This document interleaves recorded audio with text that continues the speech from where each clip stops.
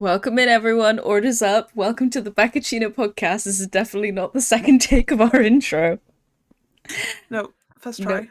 this is definitely not taking us 6 months to do a new episode. Welcome in. I am your host today, Connie. And with me, I have Phoebe. I tried doing a really stupid intro about drinks and toasties, and it got out of hand. So today, you just get one She got about... feral. Yeah, I got feral. You just get one with me, Connie, and my intro podcaster. Where are you? You're that way for the podcast. Oh, I'm Phoebe. up for you. How are you, Phoebe? It's been a time. It's been a year. It's nearly over. Yeah. A We're few more recording hours. this the last day of the year, 31st of Yeah. December, 2024. Yeah. 2025 just does not roll off the tongue. Really doesn't, does it? No. I mean, really we peaked with the 2020 vision joke. 2020 vision? Yeah, have you not heard, people have asked me what I'm going to do in the new year, and I go, I don't know, guys, I don't have 2020 vision, and it was a joke you said in 2019. I didn't hear it. I was too busy having fun. In lockdown. You were too busy in lockdown. Yeah. Oh, yeah. Lockdown was then, wasn't it? Yeah, it was. For people who are listening to us for the first time today, this is a podcast of two chums talking about anime, smart. It's mostly smart. It's video games. We get frothed up. Yeah, like a we go beautiful foamy. Cappuccino. A big, beautiful cappuccino. I feel like I should stop talking. No more. You know, like when you just like can't hold yourself back. Yeah. I just keep wanting to say just frothy. Release it. Release the two wolves inside of you. They want to come out clearly. Let them out. Let them go. Free. Let them free. So this is an 18 plus podcast. If you are not 18 plus, and if you also work with Phoebe, get out. It's negotiable. Or you're if you related work to with me. Or if you're related to Phoebe, get out. I kind of want you to go if you're also related to me. Yeah. But yeah, other than that, listen in, make a cup of tea, make a brew, make a cup of coffee. Bottoms up.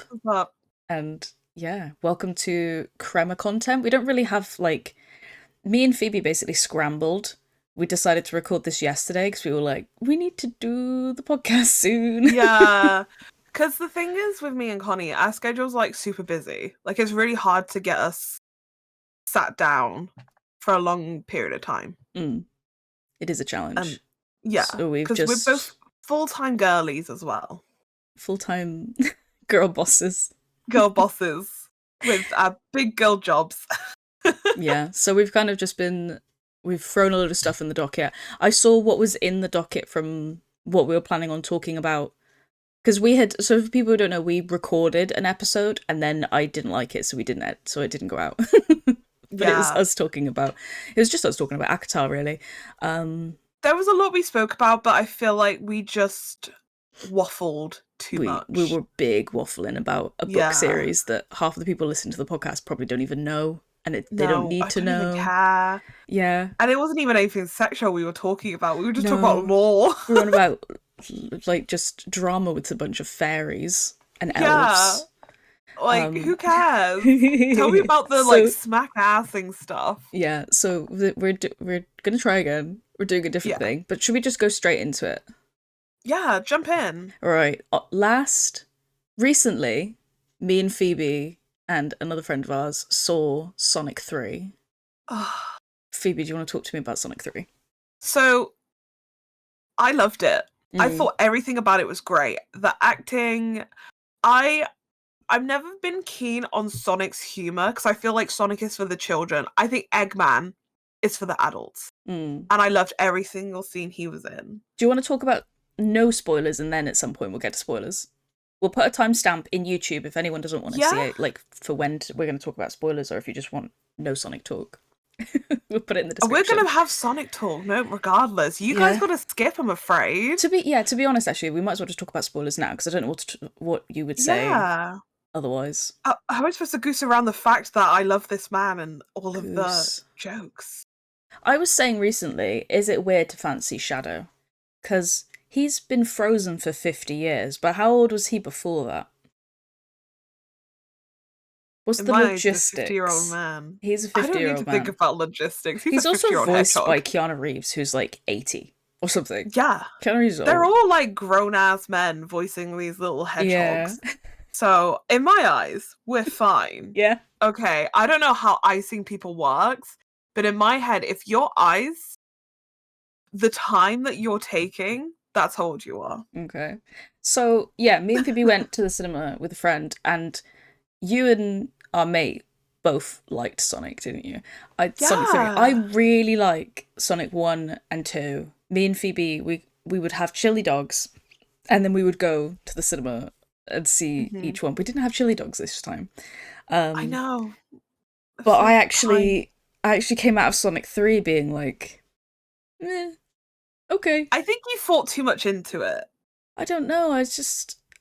I did laugh at quite a lot of things, but Sonic's humor, the stuff Sonic said was really fucking just went straight over me. It did nothing for me. Yeah, it was proper but that's quippy. why I feel like Sonic is for the children.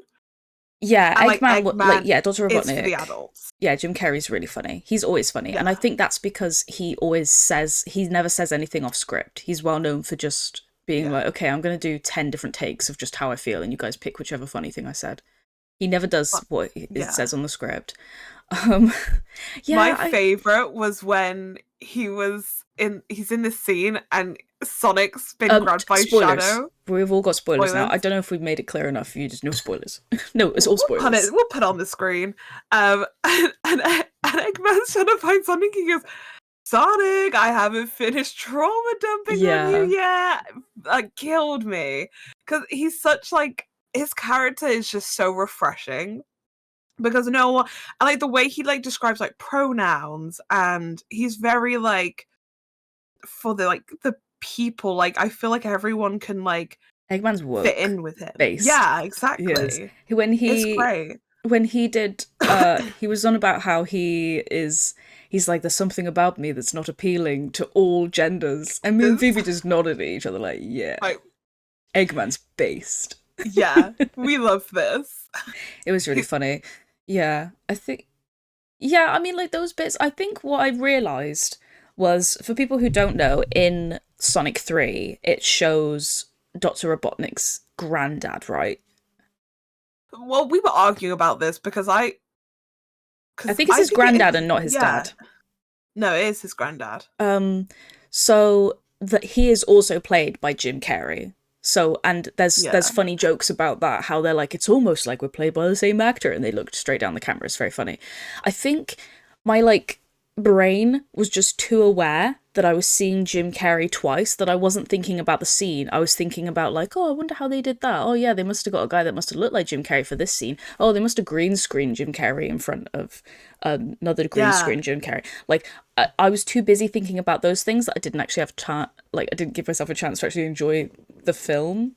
And I think I also my little peanut brain, there's two Jim Carreys. Yeah, or two Eggmen. two Eggmen on screen. Double the phone. There's two of them for me. Yeah, so I think that ruined it a little bit. I don't know. Because you went in expecting it to be shit. I went in expecting it to be really good, because I really liked Sonic 2. I really liked the wedding. I know a lot of people don't like the wedding part. Oh, I love the wedding part in Sonic 2. Randall! She's great. That woman's great. She's technically not in the movie, but she technically is. I wish she was actually in it, but it's fine. I was so sad when she's technically in it, but not. See them. No, we need them back. Yeah, I want a whole series of just those two. Yeah, like put Shadow in with them. That'd be so funny. Yeah, like another thing as well is I really like Sonic Adventure 1. I didn't play barely any of Sonic Adventure 2. This movie, for people who don't know, Sonic 3 is literally Sonic Adventure 2 on the Dreamcast. Oh. It's crazy. It's an adaptation of Sonic Adventure 2. Yeah, when it was showing Maria's backstory, Phoebe, do you want to talk about that? So, I got really emotional because, like, the way they, like, portray their friendship is just so pure. Yeah, and, like, the connection is just so strong between them. And yeah, it's just Shadow so wholesome and cute. And Dr. Robotnik's sister. See, we couldn't figure out what they were, because I thought it was like his niece, so I thought it was the auntie, but technically it's the sister. Yeah, right? So Dr. Robotnik's granddad had, like, because it was like a flashback to like 50 years ago, he had his granddaughter in the facility that Shadow was being tested on and stuff, and then Shadow bonded with this like young 7-year-old girl or whatever. And the whole reason why Shadow is like bitter and horrible is because she dies when they're trying to escape the facility. But yeah, sorry, I interrupted you. And I was crying and I got so emotional. And then there's like a scene where obviously she dies, and then Connie leans over to me and goes, in the game she gets shot multiple times. She does, and in the movie she doesn't. It's like an accidental death. It's like someone's accidentally flashbangs a corner of a room, and then she dies from debris, presumably. It was like it was like a box or something that gets blown up, and it was like a massive explosion happens, and that's how she dies. People in the nightclub are cheering. Like, people stand up and applaud. And then afterwards, we were sat in this restaurant, and then Connie leans over in the exact same manner with a phone with Maria. I show you the scene. I'm like, can you stop trauma dumping on me? This isn't very nice. They do like fairly good closure for Stone and Dr. Robotnik. Yeah. Stone is like Dr. Robotnik's like henchman boyfriend. He like they're lovers in my eyes. They're boyfriends. Yeah, they're boyfriends. But I wish I got a bit more from that. But I think I'm just greedy. I want them to kiss or say that they love each other. Yeah, I thought they were going to say it, but they have a nice moment, which is good. Yeah. And then everything turns out fine in the end.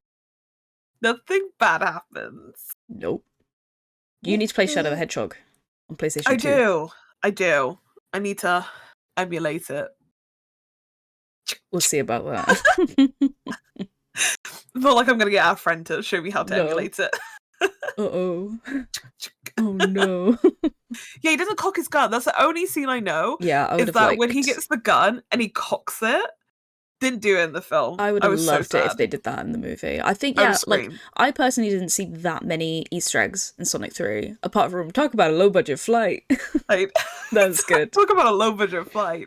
Yeah, so good. I like the Hot Topic. You could tell they I think they did watch Snapcube's videos. It'd be nice if they did. Or they did see the memes on social media. Maybe. But if they did, they completely went over my head. Because he says low budget flight in Sonic Adventure 2. But didn't they go on about Hot Topic? Yeah, but I feel like you could just get away with that. You could just say that anyway. I don't know. It'd be nice to think if that was the case. Yeah. They better have. So. I need a YouTube video of all the comparisons. Yeah. But I would give it like a 4 out of 10 coffee beans. Really? No, 4 out of 5 coffee beans. I was going to say, I thought you really liked it. No, I would give it a 6, maybe. Are we going out of 10? Okay, I'll give it like an 8.5. Oh yeah, you're just doing 2 different metrics. Yeah. If it was out of 5, I would give it a 3. Okay, I would give it like a 4.5, but out of 10, I'd give it like an 8.5. Okay, that's pretty high. It was good. I think it's definitely my favorite. I think it goes like 3, 2, and then 1. Because 1 is just like building. Yeah, I would like the scene and the characters. But I think I would like to rewatch 3 to get like a final opinion on it. But yeah, I think we should go watch it again, Connie. I want to see Nosferatu. Really want to see Nosferatu. What's that? Nosferatu is the vampire movie that's out at the minute. It's got Bill Skarsgård. Oh, I've seen this. Yes. Yeah, so it's basically Nosferatu was like the black and white guy who's going up the stairs. Yes, it's that. There's more to it than that, but I can't be bothered to say. I don't know if you want to talk about DandaDan at all. Yeah, I can talk about DandaDan. Well, we can. We can. Just me. Well, I'm going to be a bit of a negative Nazi because I actually kind of am like... You didn't like it? I don't think it's as great as people think it is. But is that because you read the manga first? I read the manga and then I came to that conclusion because of the manga. I haven't read all of the manga. I only got to a little bit after, you know, the arc that it's ended on the anime. Yeah, I I've haven't actually watched finished the that last arc. episodes. Oh, okay, so I've finished the arc with the house and I've forgotten the boy's name, but the boy, it's like a little bit after that, and I was like, I actually can't be bothered for this. Like, I can't help but compare it to Chainsaw Man, because, like, you know, people get these waves of like this anime that's great. You know, it was Chainsaw Man. Before that, it was, I don't know, Dorohedoro or something like that. I just think people think it's better than it is because it just seems to use like shock factor, shocking, like shock factor.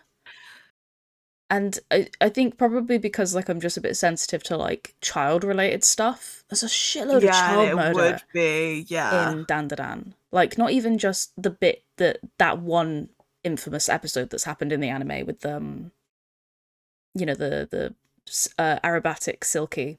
Yeah. So there is, like, a really sad scene. And it's, like, right at the start of the season. Yeah, it's finished. It's finished now, isn't it? And then it's not continuing until July. We can talk about it then we can talk about it more if you want, or you can share your thoughts when you've finished that episode. Yeah. But I quite like it. I think I quite like Momo. I like that kind of genre that she is. Not genre, but like Gyaru.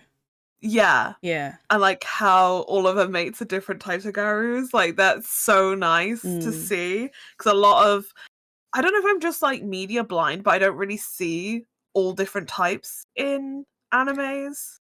Yeah, I can't remember the I remember type pointing at you and I was like, Connie, what the fuck is this? Yeah, there's different, I can't remember the name of the one, because one of her mate is like an old naughty style of what a Gyaru was. It's a gankoro, I can't remember what it's called, but yeah, it's like, some people would think it would be like, it could be like problematic to some people because it's girls like just putting like orange tan, like to make themselves look like Cali girls.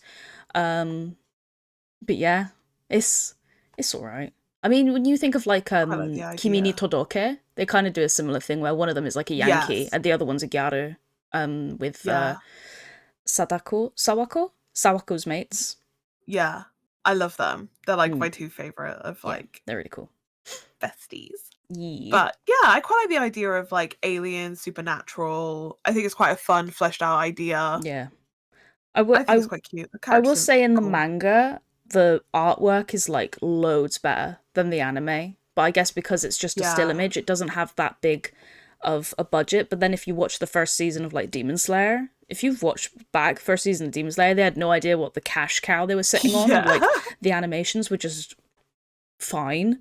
Whereas I think because DandaDan has gotten quite big and popular, you imagine like the next season after July's showing. It's going to be absolutely it'll have higher production. But yeah, some of the character designs and like reading the manga as well, it tells you like in between chapters the certain monsters you've seen and what they're based off. I wish they had that. Yeah. Like, you know, like in between like in Attack on Titan. Like with the that. breaks. Yeah, they don't do that anymore. Like, I don't love that. I wonder if they do that that still, but just Crunchyroll and Netflix crop it. I don't know. That actually makes a good because they don't have adverts anymore, do they? No. I mean, they typically do. Netflix has adverts. Does it? Yeah. What plan are you on? Yeah, scummy is that? Oh, wow. If you have to have like a higher subscription. Ugh, gross. Yeah, grim.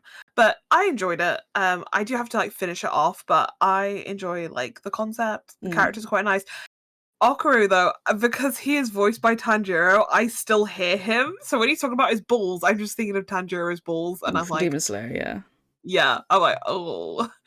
But yeah, I really enjoy it. I love Turbo Granny. I think she's so cute when she's in that little like lucky cat form. I really like. There's the one scene where they're chasing Turbo Granny. No, Turbo Granny's chasing them, and they use the can-can music. I think they use the can-can music. They use some sort of classical music during the chase scene. I really liked that sequence. That was really fun. In early seasons. But yeah, like, have you seen the new Chainsaw Man trailer? I haven't yet. Yeah, so it's like the watching movie, that, isn't it? yeah, it's the next arc, but it's the movie. Have you read the manga? I forget. I read part of the way because it's actually a very short manga. I realized. Yeah, you could easily get it done in like a weekend if you were sweaty enough. Like you. But yeah, it's the next arc. The gun. Oh, I've forgotten her name, but it's the Gun Girl arc.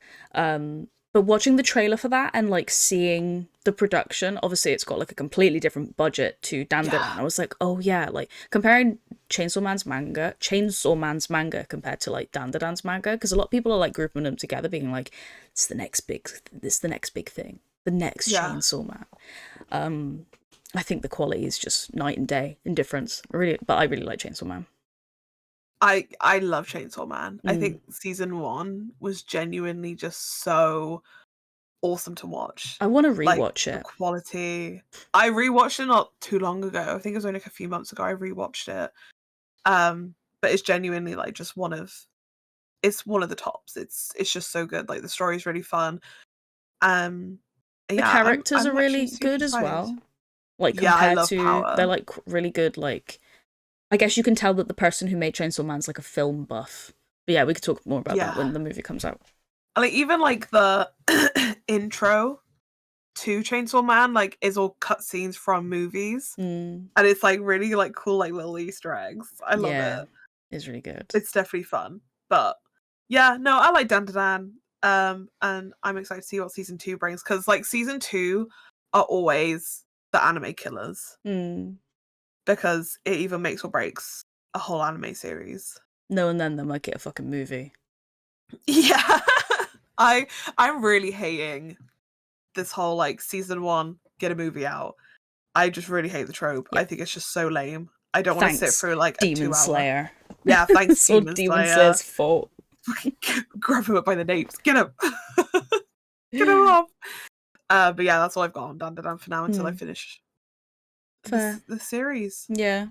Let me have a look at the docket. I've got Dark Souls written down. I don't really know if I have that much. Did you say what is Dark Souls? No, how is Dark Souls going? How was last night? So for people who are familiar with Dark Souls, I am currently on Smough and Ornstein. People call them Pikachu and Snorlax, which because one's like small and lightningy and the other one's a big lad. Snorlax doesn't have a hammer though. But yeah, I'm currently on them and it's all right. Pure knowledge. So far. Yeah, because I've gotten to like the second phase. When you kill one of them, it's 2 enemies. It's really fucking hard. I've killed one of them. Therapist, by the way. Thank you. I've killed one for audio listeners. Phoebe's just put glasses on for me and is pretending to write things down. I killed one, and then the other one absorbed the other, and then he had lightning. So and I was like, no, why are you doing that? And apparently he's harder, but I've only done that once, and it's taken me like I've done 3 streams of it. It's fun though, because every time I die, I'm like, oh, okay, that was the reason why I died. I'll just try and do that. Like I'm just gonna get better. I think I've got the right mindset for it for now. Yeah. But all it takes is a certain phase of the moon, and I'm gonna be over it. Yeah. I think you could do it. But it is really fun to play, and it's interesting to like when people are like, oh, this game is like Dark Souls, when they just mean this game's hard. It's interesting to play the game that is so infamous. But hopefully the next time we do. How's the community like for Dark Souls? Yeah, like the stream community is well known for having a reputation of being toxic as shit. But like so far I've had it pretty nice, but I think that's because my chat are like quite good at just keeping the vibe normal and nice and supportive. I think it like deters like a lot of streamers from playing it, but so far like being in your chat, it's been so pleasant. I can imagine if you're a small streamer, like I'm not a massive streamer, you know, I've got like I think if you have like quite a quiet chat, people could probably come in and be like, you need to do this. Or maybe if you're a bigger chat, maybe I'm like in that nice middly bit. Yeah. Where not many people are coming in. You can't really push you around. Yeah, maybe. I don't know. I just look so fucking hard. People ain't messing with me. Yeah. Otherwise I'll absorb them and then have lightning attacks. Snorlax versus Pikachu. Yeah. Look at that. Yeah, I mean, like, I still don't think it's as bad as like Undertale. Undertale have the worst stream community. Yeah. You never want a first time playthrough Undertale. No. There are certain games I will not play first time on stream, and Undertale is definitely one of them. Yeah, don't do it. No. Metal Gear Solid as well. I would never play that first time on stream. They're fine. Some people in that community are vile. No. Connie, how many times have you played Metal Gear stream? And yet they've still come into chat and told you what to do. No matter how many times you put it in the tags, I've played this multiple times. Yeah, but they've still come in. In their defense, sometimes I don't know what I'm doing. Blah. Sometimes I don't know what I'm doing. But you're just walking and they're like, yeah, in like the 3 hours time you need to do this, and you're like, I'm not even there yet. Yeah, my favourite thing is playing Metal Gear Solid 4, which is the hardest Metal Gear Solid to play because you need you can only be played on PS3, so you need a capture card, you need to own Metal Gear Solid 4, and then I would be quoting every cutscene, and then someone would come into chat being like, is this your first playthrough? Is this your first playthrough playing Metal Gear Solid 4? It's like, yes, please help me. Yeah, it is. And they've got like an Xbox looking name. I thought I would start with 4, the really accessible 4. Yeah, because I bought the games because I was like, yeah, I might play this on stream, and then I just thought about it, and I was like, no, I'm gonna play this off stream, and then go back to it. You should never played it. You need to play it with me in the room either way. Yeah. I think we started playing it, and then Final Fantasy VII took over. What a good segue. Phoebe finished Final Fantasy VII fucking ages ago. When did you finish that? Like June? Yeah. And I am still chugging along. Every Sunday Phoebe comes over and we play Final Fantasy VII. She plays Final Fantasy VII for me. Sometimes I'll play it and I'm like, I gotta do my dailies. Or you do that while I'm playing my phone. And we just got to Vincent. And that's all it's been leading up to, is getting to Vincent Valentine. Yeah. And he isn't until... where we're like, we need to go do this. So it was like, we need to go to Red's like location. Like, we really need to go there. We need to go to this. I need to show you this location. And then this season of Connie and Phoebe Sundays was, we need to get to Vincent Valentine. Yeah. And then I was like, we did like Red's area, and then it was like, oh my god, finally we get to go see Vincent Valentine. No. There's so much padding in this fucking game. Like, we only have like 3 hours ish to play Final Fantasy VII on Sundays, and Phoebe obviously beat it quite a bit ago, and you kind of just blacked out a lot of the bad stuff. For people who haven't played Final Fantasy VII Rebirth, before you get to Vincent, there is a Kate Sif. I don't know how to correctly pronounce Kate Sif. I know it's not how they say it in Final Fantasy VII. It's not that, but either way, you play him. You play Kate Sif, and there's a throwing box fucking simulator segment, and it's mandatory. You have to do it, and it's fucking awful. And luckily, I had Phoebe there to like help me, but it was just so much more clutch because we wanted to get to Vincent by that day, and we had like half an hour to try and fucking do this whole thing. So I grabbed the remote off of Connie and I was like, I'm doing it. Yeah. So I was like running around because I got to this part where like it's like this like rotating cylinder, and you have to throw a box into the rotating cylinder to go down a pipe. And Connie was just like, nah, I'm making a cup of tea. Like, the throwing mechanics are really borked. I don't know why they are like that. It just doesn't make any sense. Like, you do throwing when you're trying to, like, catch chocobos and stuff later, like, earlier in the game. But for some reason, when you're throwing as the Moogle, it's completely different. The Moogle that's, like, that Kate Sif is sitting on. It's so bad. It's really bad. Like, I'm going to Google how you pronounce his name. I always say Kate Sif. I think people say Cat Sif. Katsu Curry. But yeah, it was just very, but we did it. We finally got to it, because it not only, no, we're missing out a section. There's also a side mission where you have to go as Cloud and the rest of them to go get a key card.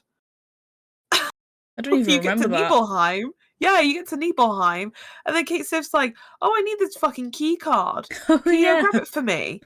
So you have to go up to the reactor. Like 3 days ago, and I already forgot it. Like, I sat there and I planked on Connie's couch. I was like, I don't want to do this. So we did it, and I was like, finally, Vincent. And then I saw like Hojo come up, and I was like, no. Yeah, you have to fight Hojo's like experiments. Yeah. So hard. Case of so hard. Cat Seath, it's pronounced. Kate Seath.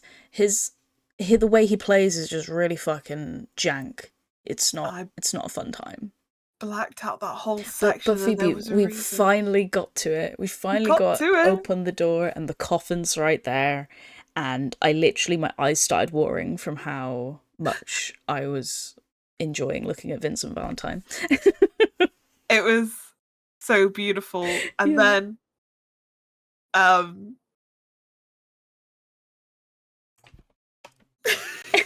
there's a segment for audio listeners. There is a part where Vincent Valentine is like angry at the crew, and he picks up Kate Seath and is like, you people aren't meant to be in here, because he's like guarding the facility. Yeah. And then Kate Seath does like, he has his cat. Yeah, he does his like a fist cat motion. I'm trying to explain it for audio listeners. And he tilts his head, you know, like the typical anime like tilting head.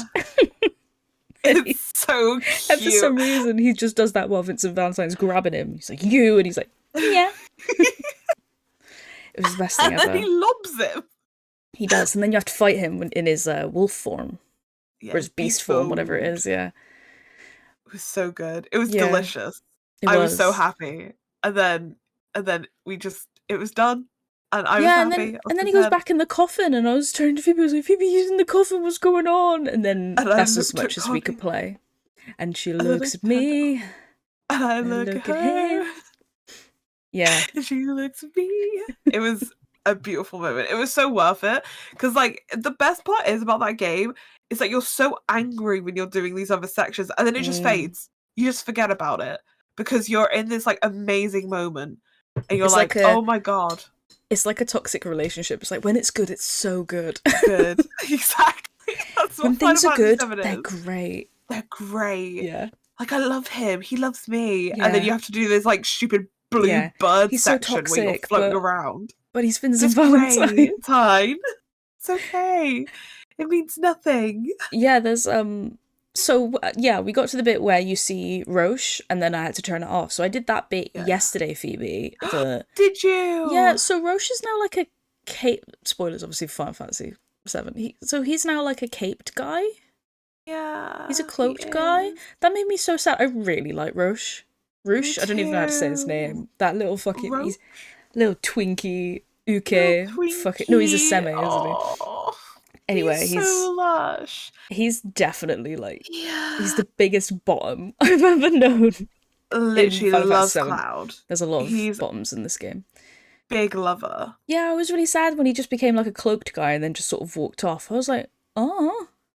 And then it makes you realise who the cloaked guys are.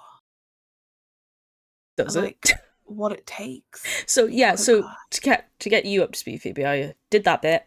I saw the guy who was apparently from Wutai, the cloaked guy, being like, yeah, Shinra fucking beating up Wutai, even though it's a ceasefire. And then I was just playing the game and I was like, yeah, whatever. And then Sid comes in. I really like Sid. There's a bit where they crash the plane and Yuffie falls on the floor from the impact, and Sid just points and laughs at him, and laughs at her, and it's so funny. He's just like it's so good. I love it. I love the gang TM.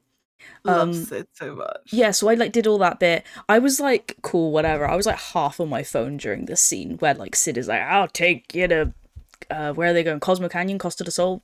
What's the place? Yeah. The Costa del Sol. Costa del Sol. He's like, I'll take you there, whatever. And so I'm like kind of on my phone, like, oh cool, that's all right. And then I look up and I just see Vincent Valentine's just appeared on screen. So he's like, yeah, I'm coming with you guys now. And I like nearly woke up my kid that was napping from screaming. I was like, I was so happy. It's such a beautiful moment, because I obviously didn't want to research when he comes back, because obviously he comes back sometime. Yeah. And I was like, but yeah. And I was like doing all these stupid side missions, like, will he come up if I do this side mission? So like doing all this and that. And then I was like, oh, he's not coming back. Yeah, because in the original, you just go there and then he joins your party. But in Rebirth, you do the whole thing and you meet him and he's got his coffin and stuff. And then he just goes back into the coffin. Yeah. And then you're like, he's like, why aren't you coming with me? He's like, I sleep. I sleep down. He proper like blue balls you. Yeah. So I was like, people know. I was really worried. I was like, oh my God, do I have to do some sort of mission to make him join me? Yeah. So I was. That's what I thought. I was out. like, I'm going to do every single mission on Nibelheim there possibly is. I was like doing shit for the baker. I was chasing a cat around the whole mountain. I was like doing stuff for the cloakmen. I did everything. I was like, I'm gonna get this man to fucking love me. I practice self-care, so I literally have not been doing any side quests since. There's one I want you to ages. Do. It's really cute. Where? It's in Cosmo Canyon. Okay. I'll try and remember. But yeah, that's Final Fantasy VII Rebirth. We got to Vincent, and now we don't know what life is worth living anymore, because I got him now, and he barely says anything. Oh no, there is one part I want to see. Okay. Alright. I'll wait for you to come over then, because I've been doing it, like, in my spare time. And that does mean we have 2 side missions. Do we have to? Yeah, you do. Alright, well, let's quickly try and... We've got so much to talk about. Do you want to talk to me about mouthwashing? Mouthwashing. Mouthwashing is like the most precious game Connie showed me, and we've both played it. For like a brief summary, it's basically about a crew. They're on a ship and they're like a cargo ship, and they do cargo to like different planets, and this is like the last known human ran one before those pesky robots take over. And then something happens. The ship explodes because the captain's gone woo. Yeah, he like crashes it. Yeah, he crashes it. And then so they can't move anywhere, they can't do anything. So the captain's badly burnt, he's covered in bandages. It's a very iconic photo. Like, I saw the photo for ages and I didn't know what it was. Yeah, the bandaged guy with the one eyeball. Yeah. Peeking out. And then the crew are just kind of stranded. They don't know what to do, so they decided to open up the cargo, which they're not supposed to do because Polly doesn't like it, who is the mascot. And they open it up and it's just loads of bottles of mouthwash. They were hoping it'd be food or supplies or something. Yeah, and then it's bottles of mouthwash. Mouthwash. Yeah. Which is crazy because the story actually, the whole game doesn't even it doesn't really matter about the cargo. No. Because you would think it would psychologically mess you up, the fact that, that they don't really care about you just cargoing mouthwash. I mean, it affects some people because obviously Swansea, who's one of the characters, is a ex-alcoholic, who obviously then goes to the mouthwash because it has alcohol in. And they all turn to it basically towards the end, but it's so much more than just the psychological mess up of you're just carrying mouthwash and that's how much this company means to you. Yeah, if you haven't played or seen anyone play mouthwashing and this is your first time hearing about it and you haven't, I would recommend stop listening to the podcast and go play the video game. It's a lot of people's favourite games this year. It's definitely the best horror game I've played in a while. It's so refreshing. It's so nice to play a video game that's not trying to be something else. It's not trying to be a Silent Hill or Resident Evil or Dino Crisis or whatever. It's literally just, it's so hard to compare it to other video games. Yeah, it's a really good narrative. The way it does cinematography and its dialogue is so good. There's a segment to do with 2 characters and some of the things that are said during that scene are just really, really good. They put their whole Thai pussy into this into this script. Yeah, I recommend experiencing that game and not just hearing us talk about it. It's really good, especially if you like horror as a media. Some of the gameplay segments are a bit annoying, but it's a 4-hour game and it's easily a 10. Absolutely. And it's not something that costs you an arm and a leg. No. Pardon the pun. It's £15 or something, isn't it? If that. Yeah. It's just really well fleshed out. The characters are really amazing. They all work so well together because they don't work so well together. Yeah, it's 5 people on a ship. They're all different. One of them is blatantly inspired by Shelley Duvall. from The Shining. Yeah, it's good. It's really fun, and it makes you question a lot of things about people, and about yourself as well. I don't know if I want to spoil it. We could do spoilers now if you like. Yeah, so it really makes you question, like, because it turned like when the plane crashes, you think the captain did it, when actually the character you're playing did it. Yeah, so And it's like sometimes it will show you the captain Curly before you crash the plane and you're his point of view. And then most of the game is with, I've forgotten his name. Johnny? it's Jimmy. No, Jimmy. Yeah, you're Jimmy, who is like the second mate. Yeah, it's really fun being the bad guy, the horror in the story, and then seeing. I really like that, especially like because they're not like, oh no, they're so unaware of themselves. Yeah, not self-aware at all. And like the whole time when you're Curly, you see what's happening, but you don't want to take responsibility for any of it. And the whole point of really not the whole point, but a lot of the game is you taking responsibility, but in the wrongest way. And Curly, what I really like, what I saw a lot of comments were talking about, was that Curly having one eye open is that the fact that he can't turn a blind eye anymore to what Jimmy is doing, because it's kind of his mate, and like obviously you're on a ship with only like a few people. You're obviously going to take this bond, and Jimmy does a lot of horrific stuff, especially to Anya. Yeah, there's a lot of implied sexual assault and psychological stuff that goes on in Mouthwashing. A lot of people, it went over my head, the sexual assault stuff, but I felt a lot better. I felt a lot better when I noticed that I wasn't the only one who didn't see that, because I watched a few streamers and they didn't see it at all. Especially because like I'm from a realm where, for people who don't know, at one point Anya's pregnant and you're meant to come to the conclusion that, oh, how is she pregnant? Oh, she mentioned earlier on about how she wishes that the rooms could be locked, implying that Jimmy essayed her. My realm is like, oh, pregnancy is a happy thing. That's a good thing. So I was just like, oh, good for her. I guess she got pregnant. What a silly Billy getting pregnant consensually. Little did I know. I'm like one woman with like 4 guys. Something's gonna go wrong. Yeah, and like I'm in that protective mode of like, I see one woman walking down the street with loads of men, I'm instantly like following them to make sure something's not going wrong. Me too. Yeah, of course. Those are all her friends. Yeah. We're all friends, but like obviously, like in a video game, it's a bit different because you know they're fictional. You're not, and like her disposition, the whole movie, no, the whole video game, Jesus, is quite of a shaky disposition. So as soon as I saw like other things, there's also like a segment which I saw where if you're like collecting keycards achievements, you find Jimmy's key card with this poly statue, which activates by movement, which apparently is where Anya sleeps.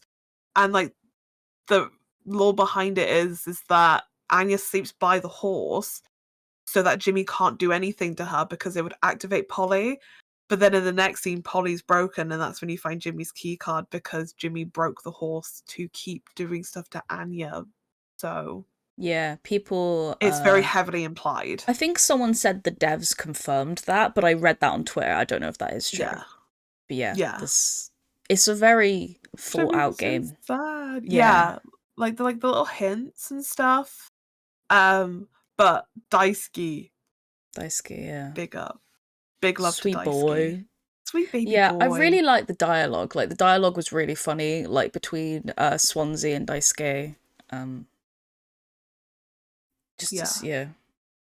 don't know what to say other than, like, it's been so long since I played it. I know you really like I really Mouthwashing. enjoyed it. Yeah. It really got my love back into indie games, especially like little indie horrors. You've been playing more lately, haven't you? Yeah, so much more. Like I got into like Cabin Factory, which is also like a really good horror game. I got into what is it called? It's called like something. Min. I literally had it up the other day. Let's see, you streamed it last, didn't you? Yeah.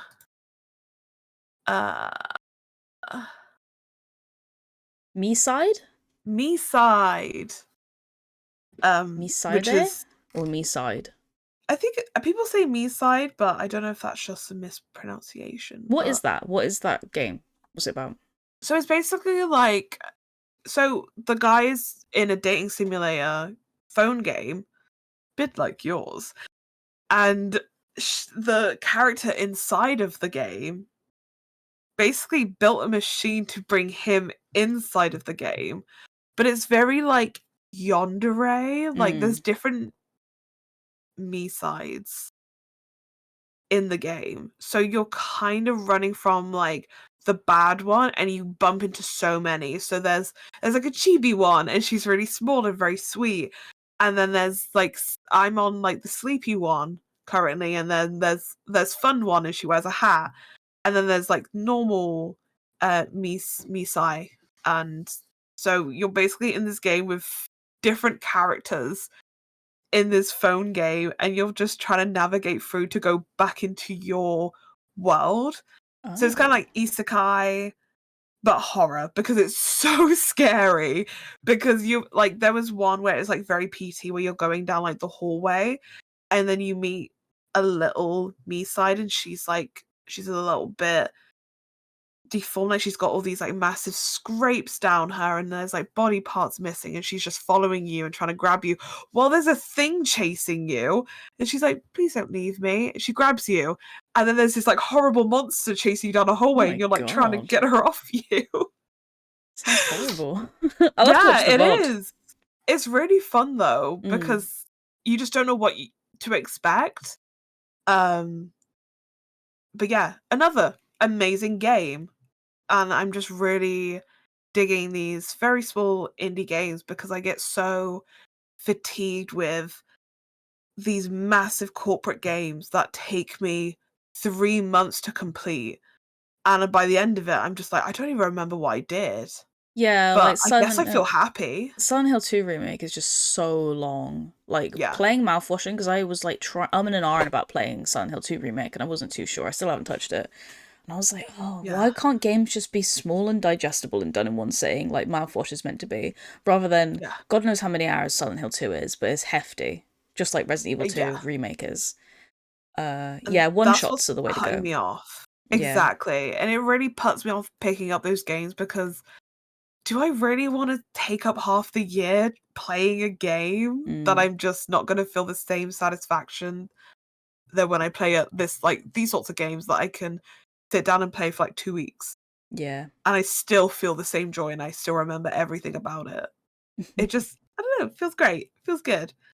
But yeah, small indie horror games are my thing. So if you got any recommendations, please leave them anywhere in the comments, because I've actually bought loads in the sales. Play Tormented Souls. Oh, I got it. Yay. I got it. Yeah, you should play that. I don't know how small it is. Yeah. It was on sale. Yeah. That's a fun game. It's very Resident Evil 1 remake inspired. Yeah. So I've captured loads, so I'm gonna play those throughout the year. Yay. So I'm super excited. That's lovely. I'm glad. Lovely jubbly. That's bloody lovely, that. Bloody lovely, that, Gromit.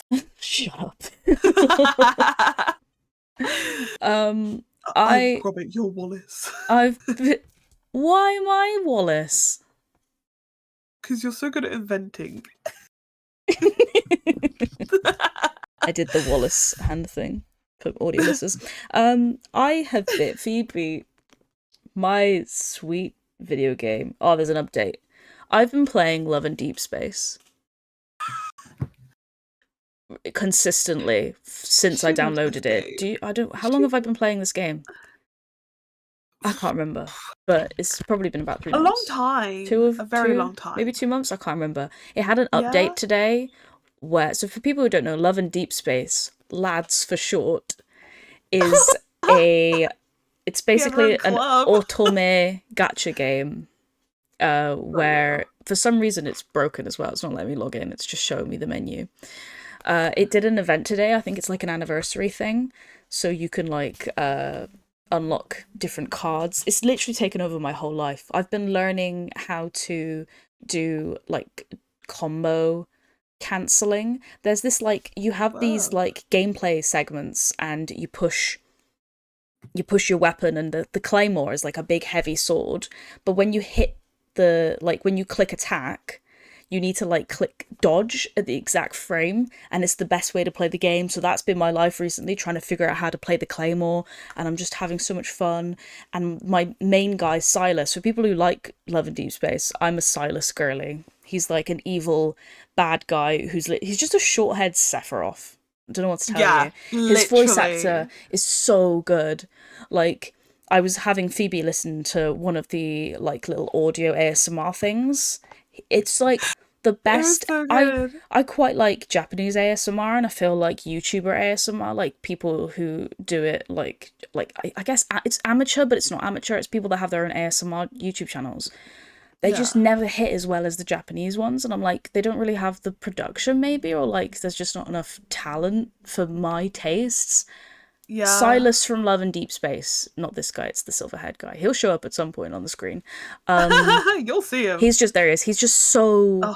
the voice actor is so good. And like all of the voice actors are anonymous. They don't release the information of who voices people in Love and Deepspace. It's just... Look at him. It's just really fun. I just really enjoy this video game. But it's had an update yesterday, Phoebe. It was a 20 gigabytes of data. I had to delete Spotify this morning to make room. I don't have music on my phone anymore. I don't have photos on my phone. You're so brave. You're going to get a new phone. I know. What are you going to do? Just not listen to music. My life is Love and Deepspace. I don't know what to tell you. Yeah, I don't need anything. You're just deleting photos of like your kid, your husband. Sorry. I have like backup things. It's on the cloud. Oh, that's so fun. Sorry. Gonna be new memories. I'd be like, what happened to those beautiful photos you took of the baby? I'm like, I don't know, I've got 10 of Silas right now. Yeah. Yeah, there's like you mean my beautiful boy Silas? There's a new event, and they're basically just having them snog the main character. It's almost like a self-insert. I think a lot of people, it triggers like the uncanny valley, the way the characters look, but I think it looks great. I think it's beautiful, beautiful mobile game. Beautiful, I love it so much. Boy. I love my gacha game, and I like playing it. It feels it's really impressive. It feels that like what's that word? That like. You know, just like, oh, I've got tasks to do. It's nice to be like, right, tasks. Time to log in and do me tasks. Yeah. Perfect. My time. Yeah. It is like a beautiful game, and I completely understand what you say about the voice acting. When you started playing it for me, it was really good. Because I'm very judgy when it comes to voice actors, because I have a very certain taste. So when Connie said like it was good, I was like, I know it was gonna be good. I know Connie wasn't gonna like. I didn't know if you would be clouded because of the voice, or the look of the bloke. So I was like, I knew you liked it because your face started going red. I like put the headphones on Phoebe, and I was like push play while I was like trying to do Final Fantasy VII, and her face started going red, and I was like, I got her. I was like, this is good. This is good soup. This is really good soup. Yeah, I don't know if you have any more Crema content to talk about before we get into the I can't remember what it's called, the caramel Smutchiato. No, I think I'm good. Cool. With that then, gang, we're closing up shop and we're going to a new cafe bar. All right, it's going to get a lot frothier. The cream's going to be super thick. It's going to be steaming. Might have some Baileys in there. So show your IDs. Oh, nice. Yeah, bring your ID.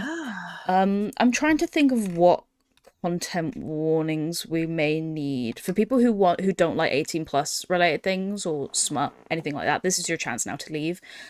We're going to be talking about stalking. I'm trying to think of the things that we're reading. Stalking, of knife play, maybe, like masks. I literally had it up. Just viewer discretion is advised. It's gonna be. I don't think there's any there's no non-consensual things in my thing. Stupid AI. They had AI photos of the characters. Ooh. Really bad. Yeah, we'll probably... I can't find the tags. It's fine. Yeah, viewer discretion is advised. I have had this segment to talk to you about, Phoebe, since the last time we recorded the podcast. This story I'm about to tell you. I'm about to tell you my time about going to see Deadpool and Wolverine. Okay? I went to see Deadpool and Wolverine in the cinema. And oh my god. It was garbage. I didn't like it at all. It was boring. It's not my cup of tea. I thought maybe I would like Marvel. Well, I don't like Marvel anymore, but I thought I would maybe enjoy the Deadpool one, because the other ones were fine. Didn't. I thought it was shit.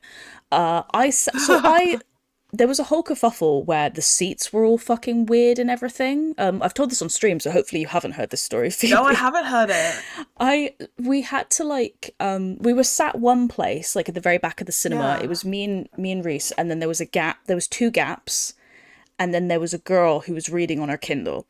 There was a whole kerfuffle where it was really full cinema. So then we had to move right next to the girl so that the people could, 3 people could sit all together. So I was sat next to this girl, and I had, what did I have? I had food. I can't remember what it was. It might have been a hot dog or something.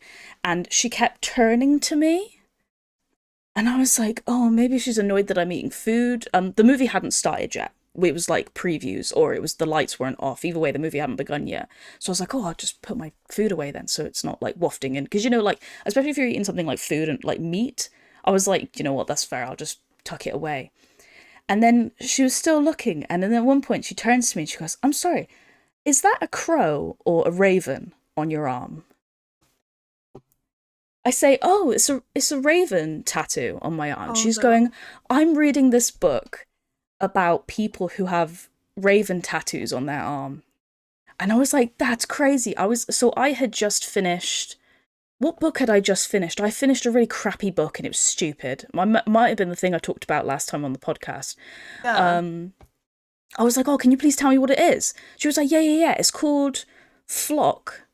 And I was like, oh, that's really... And then we were chatting for a little bit. And then I was like, I'm going to write it down. I said, what did you say it was called? Flock? I was like, yeah, I've been reading ACOTAR. She was like, oh, yeah, I'm not really into that elf stuff. I was like, that's fair. Balls to her. Sitting on your own in a cinema. Cool. Reading this book? I read this book, Phoebe. I had no idea what it was because I was going on holiday and I was like, cool. I think it's fun to sometimes just read a book and not know what you're gonna get into. What you're going into. And I knew it was smut. I read it. It's literally Robin but smut. I can't believe she read this book on her own in the cinema where people could see behind her. It's there's this weird... It's not a very good book. I'm trying to remember it because it was so long ago that I fucking read it. I read the first book. There's 3. This is incredible. It's a proper love triangle about this woman who has a rich dad and her mum's poor, but she has to live with her dad for a little bit. And then she lives with her dad, and then she starts working at the company that he runs, and she's proper lowest of the low. She starts speaking to this guy. It almost feels like it was written in Twilight era. So I know exactly what you're talking about. He's got hair, he's got swept emo hair, he's got a lip ring, this guy. The book starts off with her being 28, thinking of this summer that she had. So I was like, cool, all right, she's a teenager in this part now. She's 18 or 19. Eventually she's going to be a grown woman.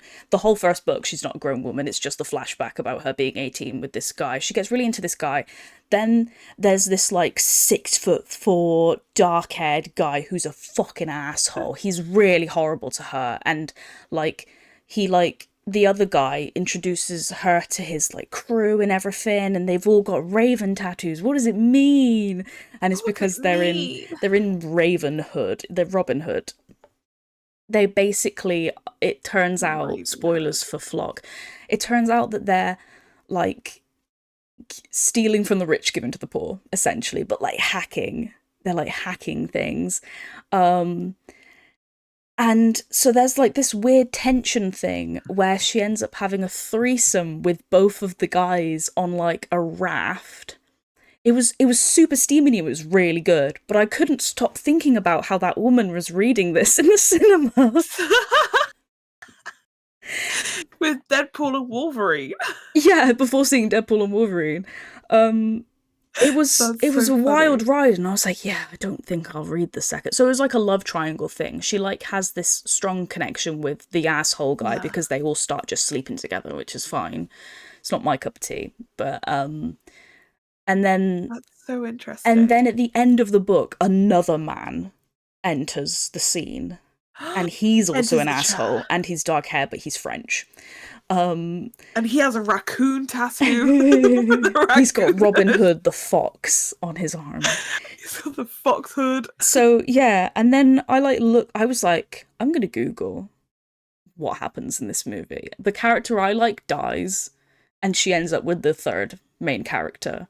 So I was like, why have I even read the first book if it's about the guy who's not even in the first book? Yeah. Which is a bit ACOTAR adjacent, I suppose. Yeah. I feel like everyone's like jumping on that.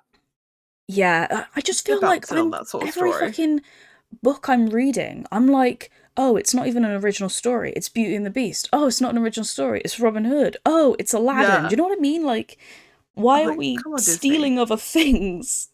And then just making it horny. Yeah, but it was a really good threesome scene on the boat. I can't even remember it because I read it about 4 months ago. That's amazing. It didn't make me. But it was so fun and nice how organic this book recommendation came to me, because like I was dying to go to the toilet at the end of Wolverine, Deadpool movie, and Reese he hates the cinema chairs. I don't even know why we go to the cinema, because he hates sitting and he's like, my back hurts. We did not want to stay for the Marvel credits. Didn't give a shit. We just got up. We were like, I don't give a shit, we're just leaving. So just as I was leaving, I was like, thank you so much for the book recommendation, and then I left. But I had a great cinema time because the girl who served me complimented my hair, and then I had the book recommendation. So, you know, that's worth. And then some man grabbed you like, the credits! Yeah. Wafting her off, get off me! See you later, loser. Yeah. That's so good. Yeah, I've been dying to tell you that story. I love organic. I had no idea about this. Yeah. Wow. I'll never see her again. I have no idea. I don't remember what she looked like. It was like a dark cinema screening. Yeah. Unless she saw like flash of the glasses. It was so funny how it was like, just because I had a bird tattoo on my arm, that she was like, I need to tell this girl. Hot dog. Yeah. She's like, this girl. Yeah. You remind me of my book. God. I hope there's someone with like a Kirby book out there. Yeah. Wow, there's like a steamy guy with a Kirby tattoo. Like, no way. Pull the Kirby hood. You should read it. What have you got to share? Oh, we're both drinking at the same time. The good tea. All I've literally read this year is ACOTAR because everyone has hyped over it. Mm. I want to read it all just to be like, okay. Yeah, you're further than me now. Yeah, I am. It is true. The prophecy is true. I am further than you. Thanks. You're so welcome. It's okay. This book has no spice. It has 2 sex scenes. Oh, really? And they're very meh. Like, last book, very sexy. Beira and Bird Boy. Rhysand got it on a little bit more. When they were in that cabin, in that snowy mountain, that was hot. They did that. So how are you finding... So you're reading the 3rd book of ACOTAR. So I'm on the 3rd book, yes. How are you finding it, then? It's okay. I mean, if you just want a break from reading smart, it's good. I can't remember the storyline, that's the only thing. So, like, I think I'm literally, like, maybe 3 chapters behind you from the furthest I ever got, and then I started trying to reread it. And then I tried listening to the audiobook, and it was trash. It's not, like... I love a bit of drama. It's not saucy, but it's drama, and I quite like it. Mm. It's quite fun. The few chapters I was just reading, they were great. I ate them up. Okay. It was worth it. I'm not even going to tell you what happens because I really want you to read it. I need to get there. Maybe I'll try the audiobook again. Because after the audiobook that me and you have been listening to. Yeah. I'm gonna say it for real. I think audiobooks suck. I bet there's some good ones out there. Maybe if you like are going for it for smut. Yeah. Then it's fine. No, then it's not fine. If you're going for smut, you're not going to find a good one. Because I think if it's just like a book, then I'll be fine. Yeah. But yeah, if it's spicy, I'm not gonna bother. Because what's the point? Just I have no time. I have no time to read books. I need to read all of this Vincent Valentine fanfic that I've got on my phone. That I found and written and directed. But yeah, literally I've just been reading ACOTAR. It's okay. It's an okay series. Book 1 was establishing things. Yeah, it was just ground setting, getting characters out there. Book 2's still the best. Oh, okay. I think it's still spicy. I quite like it. Big up my favorite characters, Nesta and Cassian. Oh, you like Nesta? Yeah. Nesta's a bitch.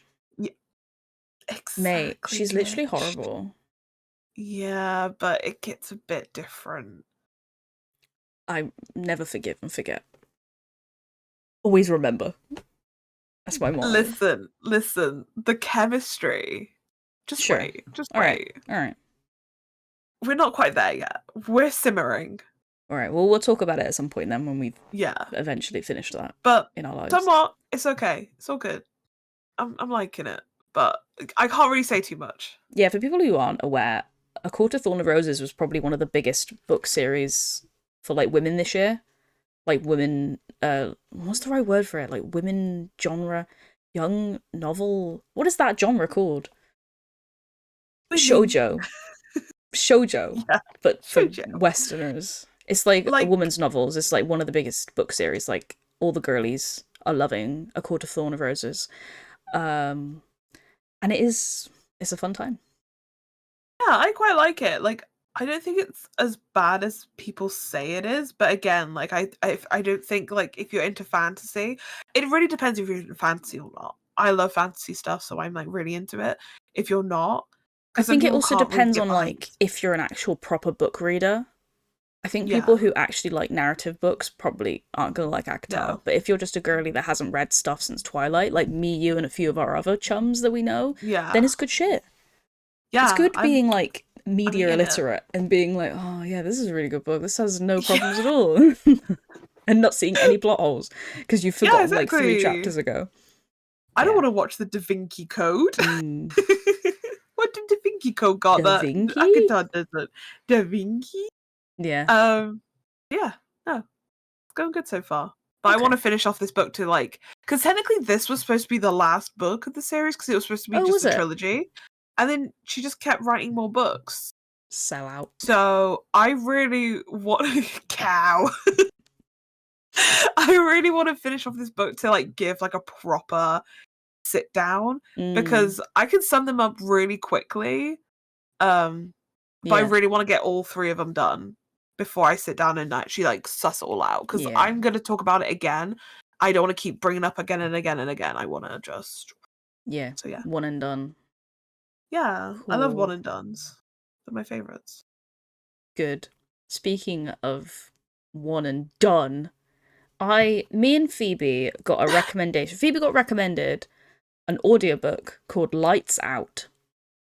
And because Phoebe's recommendation, she told me that she got really recommended this audiobook. I was like, I haven't listened to an audiobook in a while. It's nice listening to an audiobook because you can just literally go for a walk and read a book. You're reading a book, but you're walking. You're doing laundry, but you're also listening to a book. Great. Yeah. I'm doing the dishes while someone's speaking to me in a book form. Yeah. Sick. So I was like, cool, I'll get into this audiobook as well because there was a viral TikTok that went on of this girl explaining the plot of this book to her boyfriend. And the plot of this book, Lights Out, is basically someone saw Call of Duty Ghost cosplayers and went, gonna write a fucking narrative about that. When that meme came out in your Discord yesterday, I screamed because that's all I thought of. Ghost from Call of Duty. Yeah. Yeah. I saw it and I was like, oh my god, is this a Lights Out meme? So the premise of Lights Out is a woman follows this guy on TikTok who does thirst trap cosplay videos of him like covered in blood and he's wearing a mask and he's all muscular and he's covered in tattoos. And she's a big fan of his, you know, she comments on all of his videos and is following him for ages, likes and she's always like, he's uploading today, it's Friday, I better go watch. She's really busy because she's like a trauma nurse. And so she's not very good at keeping relationships. She like talks to this one guy that she had like a kind of hookup with, sends this video of the TikTok guy being like, hey, do you want to do this sort of stuff? It's really sexy. We should do this where you wear a mask. And the hookup guy looks at this while he's playing video games with his roommate and goes, fucking weird. This woman that I haven't spoken to for like 3 months. So then he like shows his roommate. He's like, hey roommate, look at this fucking thing that that this girl sent me. Plot twist. His roommate is the TikToker guy. It's a huge plot twist. So the guy's roommate is the guy who made the TikToks. So he sees that this girl wants that fantasy. And he's like, oh yeah, I do remember that girl when she came over once because she was dating that guy and I've seen her before. Oh, she's pretty hot. Oh, maybe I should start stalking her. And so it kind of, it sort of snowballs from there. But like very heavily snowballs because instantly he's like, right, let's break into a house. Yeah, he's a hacker. Oh, one of the best hackers. Only 2 people can out-hack him. Yeah. In the whole world. You don't need to know the details. You don't need to know the logistics. No. He just has, it'll say shit like nanofibers. I got the technology. I can just write code. I write code to figure out every single thing about Allie. Because the main girl's called Allie. Hack into the wireframes. The TikToker guy is called Josh. Yes. His name's just Josh. So he hides his face because his dad was a serial killer and he looks just like his dad. Best part. And people stop him and they say, oh my god, you look just like that one serial killer. Could it be you? And he's he oh. Purposefully doesn't date women who are into true crime. He like never keeps a relationship for long because at one point they'll be like, you remind me of something. Oh, you're that serial killer. No, you're you're their son. My bad. And they compare him to like Ted Bundy and stuff like that. It's so funny. The audiobook itself, the guy, when you said this to me, it was like a glass shattering moment. The guy who does the voice for Josh is blatantly inspired by the dude from You, the Netflix show You. Because when I was listening to it, I was like, this sounds so familiar. Like the way he's phrasing it, his mannerisms. And I was like, this sounds so familiar, but I couldn't put my tongue on it. And then I was like, oh my god, it is the guy from You. Yeah. So I only saw like the first few episodes of that, so it didn't like occur to me at all. And then once you told me, I was like, oh fuck, yeah, I can hear it now that he's being the guy from You. Yeah. He's actually not too bad, the dude that, so like you get he's really you get Josh's point of view and then you get Allie's point of view like in the book. So sometimes it will just be like the woman, and the woman is really, the woman who does Allie's voice, Peace and Love, she's really awful. Peace and love to you, love you, girl. She talks like this. I would actually think she was AI. Yeah, is this woman AI? If you would have told me it was AI, I wouldn't. I'd be like, yeah, be surprised. Sure. Okay. So I've been listening to this book while playing Final Fantasy VII or like doing my embroidery, and I'll have Reese next to me, and I'll be trying so hard not to just do this. Like have my head in my hands in like I'm strangling myself. I've texted Phoebe so many times saying this audiobook makes me want to jump out of a window. It's so awful. It's like people are like, yeah, the book's like a bit funny and cringy, but it's so funny. And where? funny. Girl, where? My ovaries! There is... Oh my god, I've written down... shot every time she says my ovaries. Yeah, she always talks about her, like, ovaries hurting because she's aroused. I've never felt my ovaries before. No.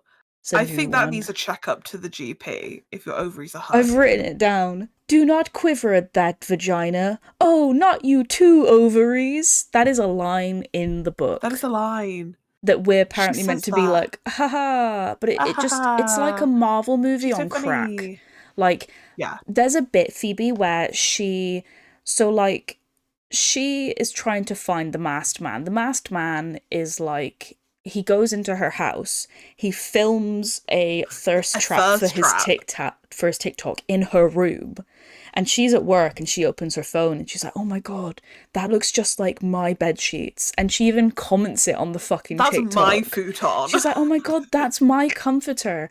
Oh, it's like he's in my house. And then all the comments are like, oh my god, girl, I'm so jealous. Like, even the way that the author like tries to emulate TikTok comments is just fucking cringe. And so then she gets home after a long day of work and his mask is on her bed. And she's like, oh, he was actually here then? That's a bit fucked up, but sexy. I better jerk off to it. And then... Mind you, before any of this, she kind of suspects someone's broken into her house, so she's walking around with a gun at this stage. And she's, like, no-scoping, going around. The segment of him breaking into her house, it's like... oh, her house is so badly secure. I better order her better security for her locks and stuff while he's breaking into her house. And it's so stupid. It's so dumb. And then sets up a camera in her bedroom. He puts a camera in her bedroom, puts a camera in her webcam. Like her laptop webcam. He like hacks into her house so like he can hear and see her at all times through her phone, laptop. And then gets her a camera detector. Yeah. My favourite thing is that he is like, yeah, I've worked so hard on my digital footprint so people could never trace back that I was the TikTok person. Meanwhile, he is apparently covered in tattoos. He's apparently covered in tattoos to his knuckles, it says. But what are the tattoos? You never find out. What sort of tattoos are they? Is it black work? Is it... Live, laugh, love. It literally... Yeah. It's just compasses. Yeah. Compasses and lions. An angel. It's a fucking time.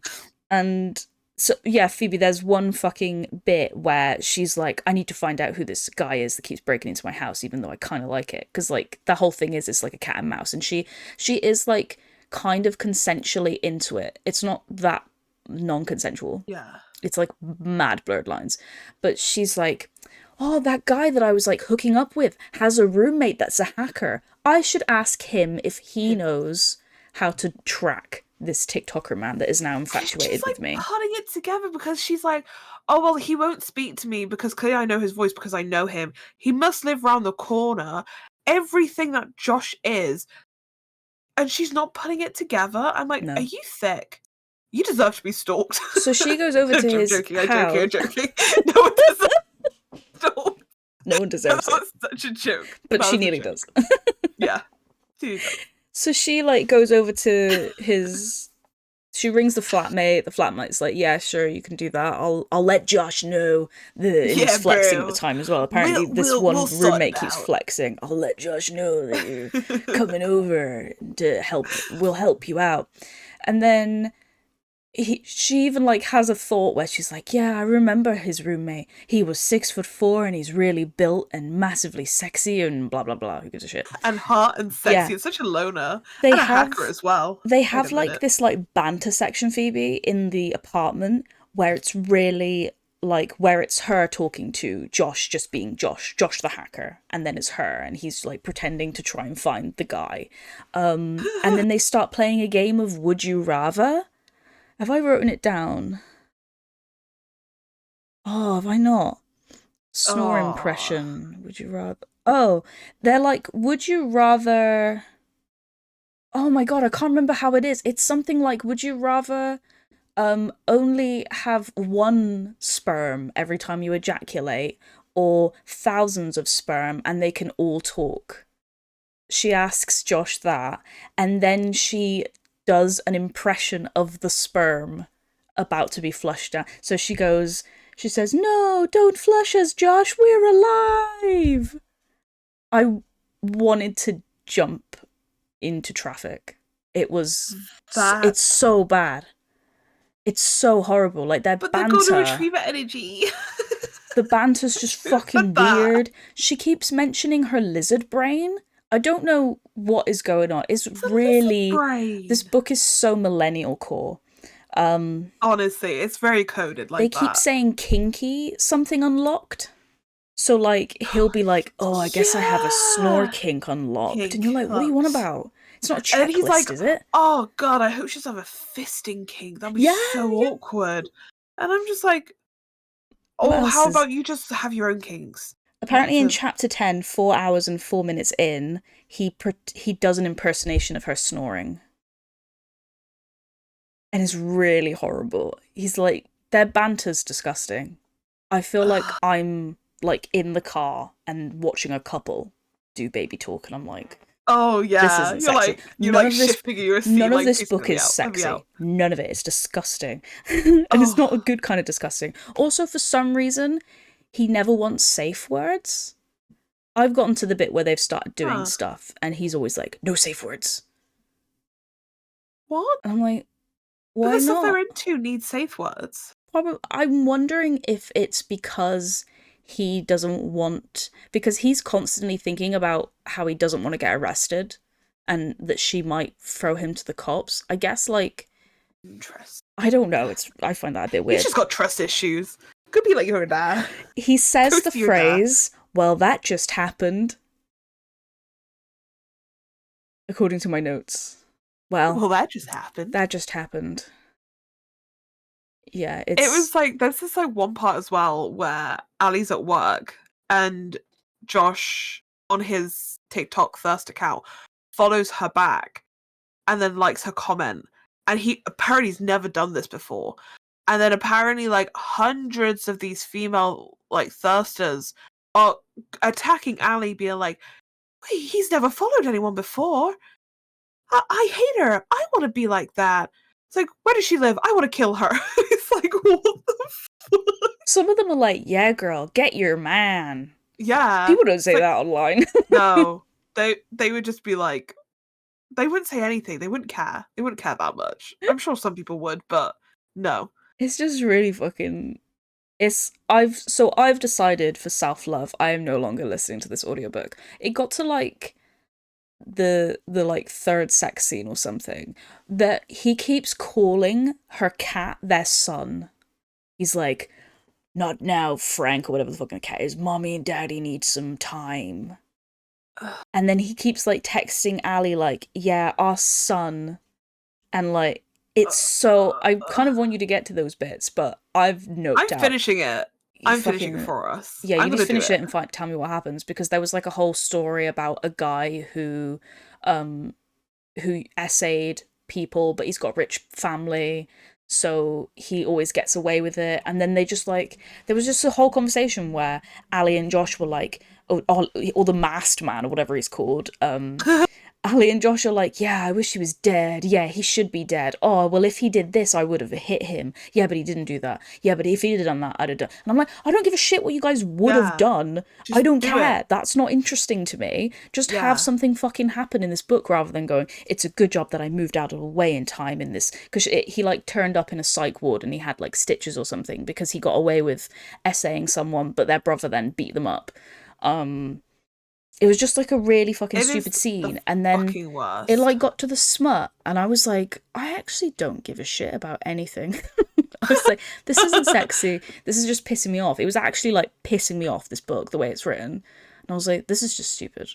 I'm just turning it off. So then I deleted Audible because I downloaded Audible to listen to this book. Yeah, £20 now it's gone for this audiobook. Jesus. That's disgusting, isn't it? That's just torture at that point. You just paying £20 to be tortured. Yeah, that's why. So that happened. And, so basically it's just kinky version of the Masked Singer, really. Yeah. That's all I could describe it as. But no singing. You know, because she like pops one off when it comes on. Like, who is it gonna be? Who's it gonna be? Ooh. when they shakily take off the mask, it's like, stop cooking me. Not the blue balls. Maybe. It's just not very well written. There's some scenes where I was like, oh, and then it just goes downhill. I'm like, okay. I'm like intrigued on if I would have finished it if the voice acting wasn't so bad. But like the woman is kind of like, sometimes she'll say a word and I'm like, I wonder if that's how I would have thought that in my brain. But the way she like delivers every line is kind of the same. You know, like she finds out that he's seeing her through the laptop. And she's like, so she slams it shut. But before she says that, she like sarkily says, see you later, asshole. But she goes like, see you later, asshole. And then shuts it. Whereas like, I feel like in my brain, in my lizard brain, when if I'd have read that, I probably would have made that sound like cheeky and sexy and maybe actually have some sort of fucking personality to it. But she just reads the line. God, peace and love to this woman who does the audiobook, but she's awful. And it's just copy and paste. Like there's no like tone, there's no range. It's just, wow, he's really creeping me out. Oh my god, I'm so happy. I think another thing with this audiobook, god, a trauma patient. The thing with this audiobook as well is it constantly, or just this book, it constantly is like, what's the word? It's like explaining itself. You know, it's not unabashedly a mask kink or a stalking kink. They've constantly got to be like, oh, but if I did this, then it would be fine. And then, oh, but I know that I could handle myself if something went wrong. Like, just be unabashedly a mask kink and just have him be a problematic character. They care so much about him being a green flag when sometimes that's just actually annoying that he is actually fine and he's actually cool and it works out that he's... Yeah. We know he's probably fine. Whereas, like, the reason why people are drawn to, especially, like, fictional, like, you know, like, say, Toji Fushiguro from Jujutsu Kaisen, he is an asshole, and you know he's an asshole, and that's, like, the appeal of him. Whereas I think it feels like they're trying to get their cake and eat it, too, with some of the stuff that's explained in this audiobook. Like, if you want to tackle stalking and mask stuff, and, you know, like, I don't even, it's not even, like, consensual nor consent either. It's, like, just... It's just, it feels very vanilla, is what I'm trying to say. I think just like put like a section at the start or the back and just being like, hey, this could be a little bit taboo, but like, just remember that this is actually bad, but I think this is fictional. Yeah, because it's fair if it's like it feels like someone's introduction to that sort of story. But it's just like, wasn't for me. Yeah, I just think like going between being I'm a real nice guy to then being like, oh, but I'm also a stalker who breaks into your house and puts cameras up, and it's just it's just too much of a contrast. Like, you can't be a good person if you're doing all of that. You're a fucked up person. No sane golden retriever boy is gonna go into your house, put cameras in. Like, you're a weirdo. Yeah, because he keeps breaking into her house, but he's like filling up her fridge with food. He's cooking her things and he's doing her laundry and shit like that. And I'm like, this is boring. I don't care about that. He's always got money and like, I don't care. Okay, cool. Yeah, I don't care. I want a broke-ass sleazy person. He's like shoveling the snow from her front lawn and he's like saying hi to the neighbors and stuff. And like, I kind of, there's another book, I can't remember what it is, and I don't think I have Audible on my phone anymore. There's this other book about a guy stalking a woman, and that actually is, I never finished it, but that apparently is proper, like, content warning-y stalkering. Oh, what is it called? I can't remember what it's called, and I can't find it on my reading thing. But it was to do with some woman in a house, and then this guy is obsessed with her. I do like Ali's conviction of Josh that he's alright by the judgment of, well, my cat didn't attack him though, and he's the only person in the world that he hasn't attacked. Yeah. It's a cat. She's like, Fred hates all men apart from this guy. That must mean he's a good person. Good person. I guess I shouldn't call the police on him. It's like, you're gonna go on a judgment of what your cat didn't do? Shit. Huh? I think the book I'm on about is Once You're Mine. Oh, I've heard of It looks this like that. one. Oh shit! I kind of want to show you the fucking cover. The cover. Oh, is it gone? Well, anyway, yeah. I don't know if you have much more to say. No, that's about it. Yeah. I'm only on like chapter 8, 9. The one I'm on about looks like this. Oh yeah, I have seen that. Yeah, I've seen it about. Yeah. Sorry, video listeners, you're gonna see it flipped. Just realized. I'm not changing it. Yeah, we're not changing it. Sorry. But yeah, the book we're on about is Lights Out. It looks like that one, the audiobook. Yeah. That's all I've got. Yeah. After I finish listening to this, then I'll go back to Planet Barbarians because that was actually. Oh, Ice Planet Barbarians. You never finished it. Yeah. I thought that was pretty fun. It's pretty silly. Yeah. Apparently, I've read 18 Ice Planet Barbarians. Oh my god, that's 18? I think it's 18.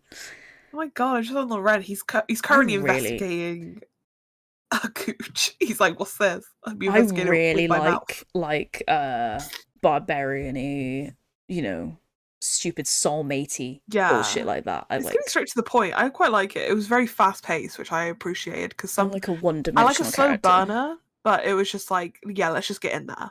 And I was like, fantastic. This is what I needed. Yeah, I might try and find another audiobook and just because I've never listened to an audiobook really before. I might try and see if I can find a good one. Yeah. To come back to. Yeah, I'm interested to see like what actors they have and see. Yeah. What else? I wonder if they had like Idris Elba. Oh, or something like, or like even just someone like Benedict Cumberbatch doing the Smaug. Smaug voice from The Hobbit.